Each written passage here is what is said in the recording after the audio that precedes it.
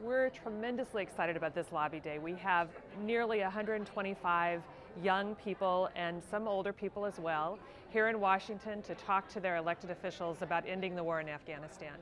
This is important for a couple of reasons. One, we're getting a message to elected officials about why this war is wrong.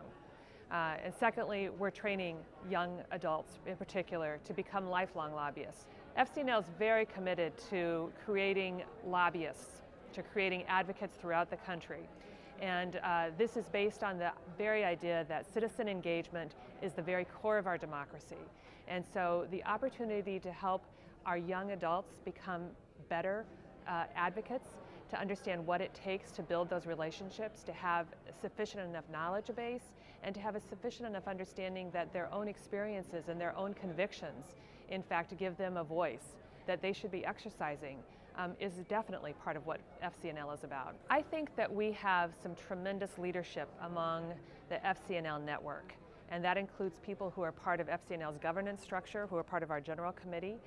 It includes people who are donors, who are supporters of FCNL.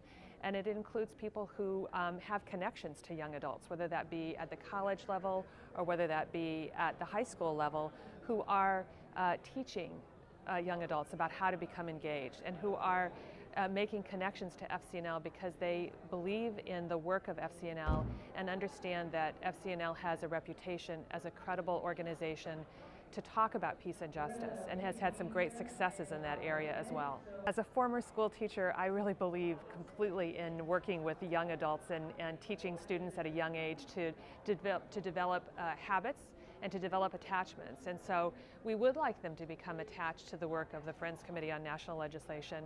But more importantly, we want them to understand that they themselves have a voice to give and that that voice is very important to our elected officials.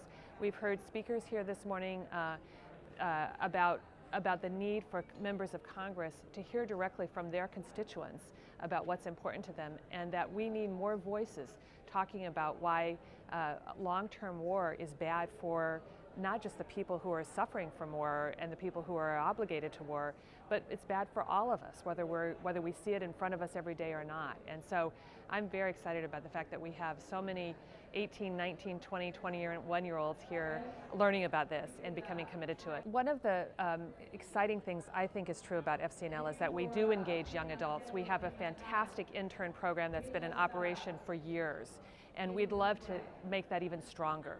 We'd love to see that build connections over the years and over the generations with those interns who worked for FCNL, but continue to bring more and more young adults in, both for that year-long internship program, moreover for this kind of lobbying weekend where we have people engaged and we have connections to those people once they leave so that they can continue to be active in their own communities.